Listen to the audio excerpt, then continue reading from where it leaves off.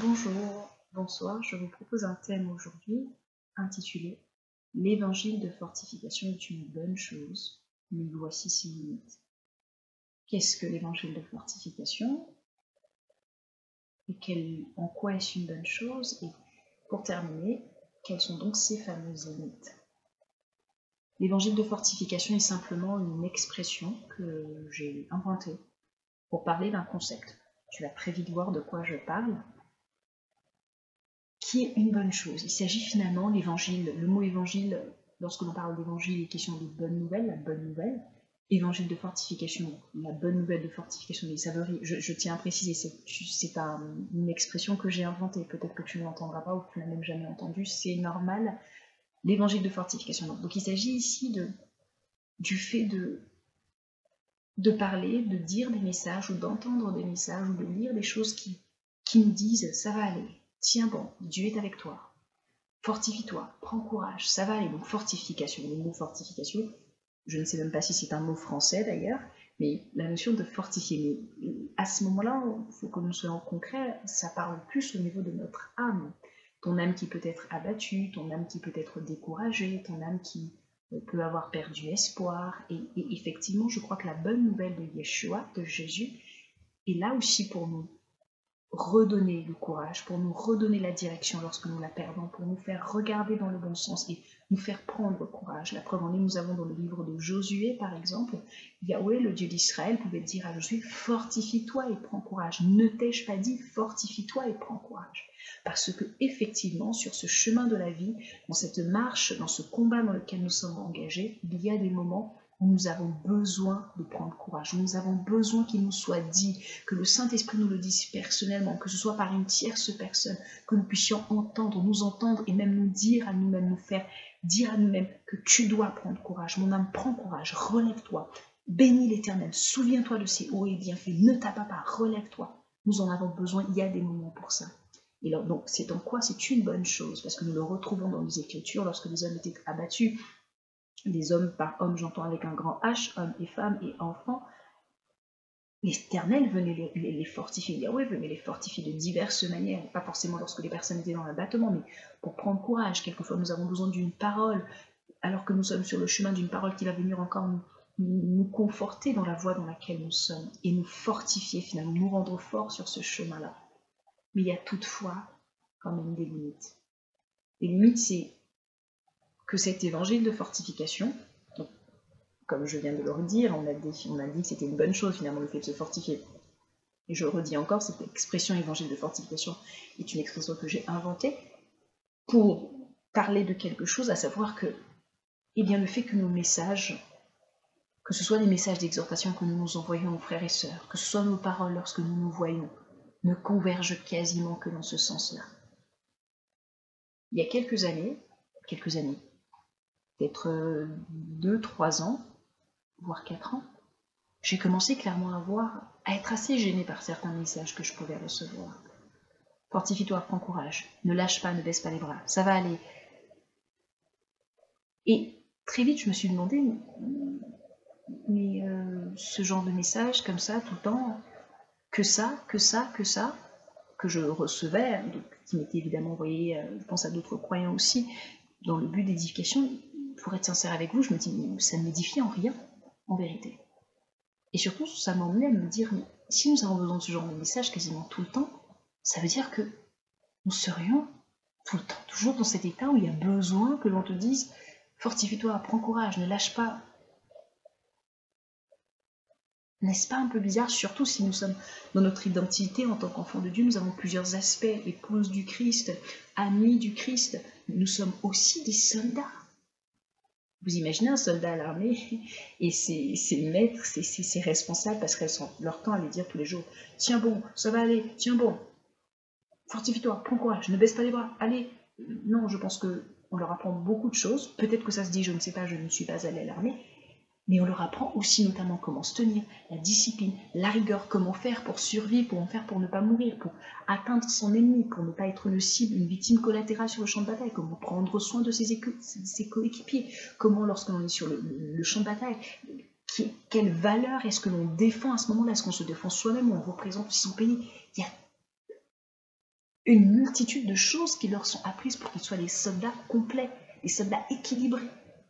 Alors vous imaginez, si tous les jours il fallait venir leur dire « Allez, lève-toi, ça va aller, tiens bon, allez, ne baisse pas les bras, allez, tiens bon, fortifie-toi, Dieu va vaincre, tu as la victoire, le Seigneur va se lever pour toi. » Je ne dis pas que c'est mauvais, mais ce que je veux dire, c'est, enfant de Dieu, si tu fais partie de ces personnes, de ces croyants, qui finalement n'aspirent, ne soupirent qu'à ce genre de message, comment tu vas le savoir?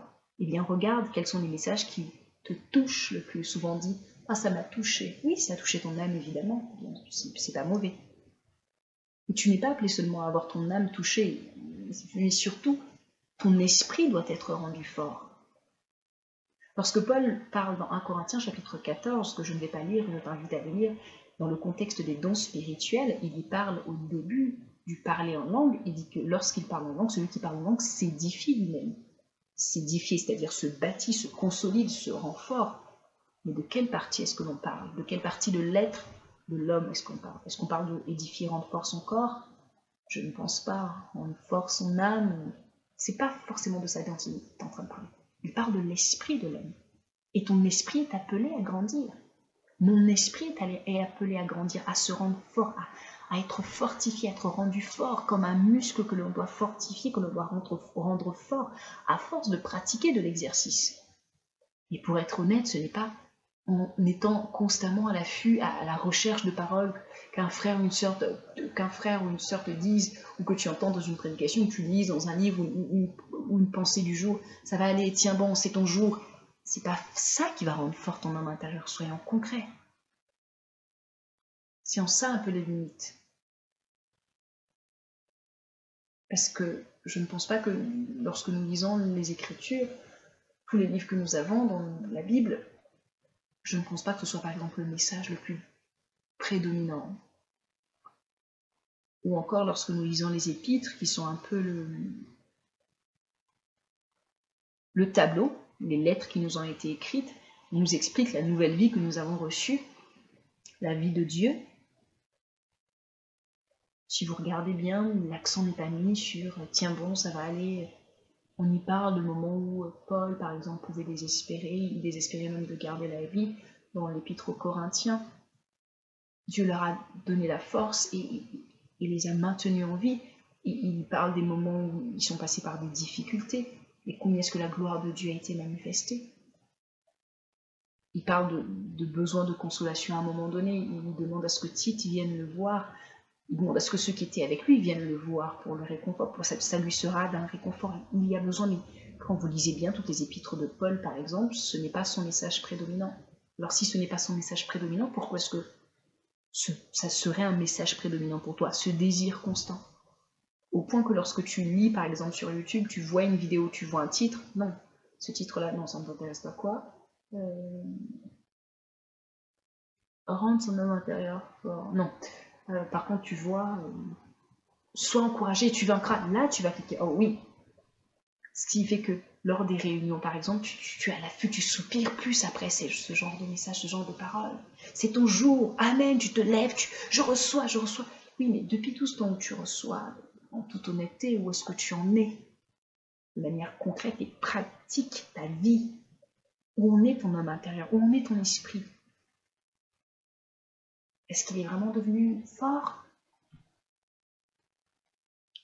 Nous sommes des soldats. Nous sommes des soldats. Et à cette heure où notre adversaire a libéré ses plus forts généraux à relâcher sur la terre dans ces derniers jours parce qu'il ne souhaite pas aller dans le lac de feu tout seul pour emporter le plus grand nombre d'êtres humains, les membres de l'Église que nous sommes, nous avons besoin d'être équilibrés.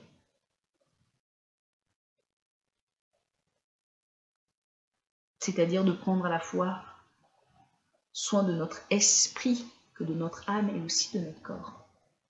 L'évangile de fortification, pour reprendre encore cette expression, souvent touche nos âmes.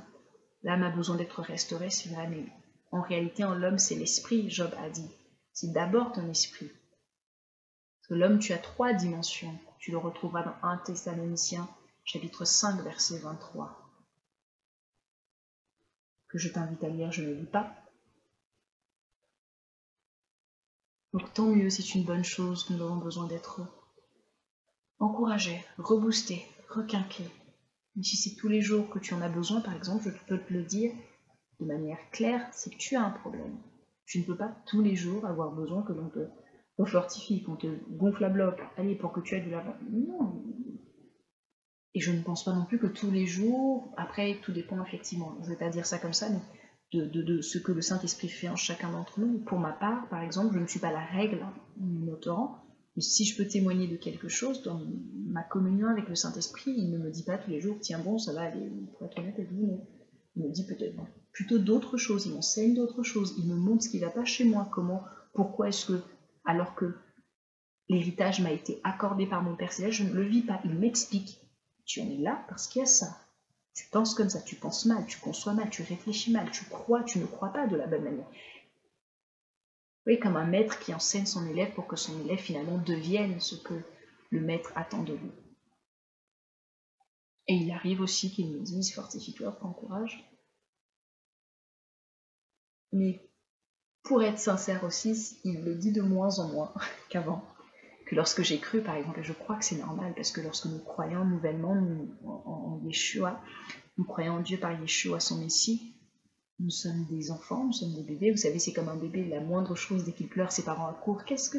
Bon, on ne peut pas vraiment s'exprimer, il pleure un peu, biberon, on change la couche, on fait plein de choses, donc moindre cri, moindre bruit, les parents accourent. Mais il arrive à un moment donné, tu pleures un peu, tes parents peuvent te laisser pendant quelques temps. Quand un enfant de 6 ans, par exemple, pleure parce que je fais un caprice, croyez-moi que ses parents vont le laisser à 6 ans, on ne va pas te porter comme quand tu avais 2 ans. Donc pour dire aussi que dans notre dimension d'enfant de Dieu, nous grandissons aussi avec notre Père, et c'est à force que nous grandissons, notre papa ne nous traite plus lorsque nous étions des enfants de 2 ans, de 3 mois. Il y a des choses qui nous enseignaient, on n'a pas réussi, on a par exemple raté un test, pour prendre l'image de test, pour parler du fait d'être éprouvé dans notre foi. Eh bien, nous nous relevons, nous allons de l'avant, nous tirons des leçons. Pourquoi je n'ai pas réussi? Pour tirer des leçons afin d'aller de l'avant. Donc, gloire à Dieu pour tous ces messages qui nous donnent de reprendre courage, donnent d'aller de l'avant, mais qu'ils soient donnés. C'est-à-dire, toi et moi, quand on se parle, quand on s'exhorte ou autre, au moment où le Saint-Esprit le veut, et j'ai envie de croire que c'est pas tous les jours, c'est pas tous les instants, que toi, tu es supposé recevoir ces messages-là, parce qu'autrement, n'y a-t-il pas d'autre chose que tu dois apprendre en tant que disciple de Jésus, dans lesquelles tu dois te consolider? Que Dieu te bénisse.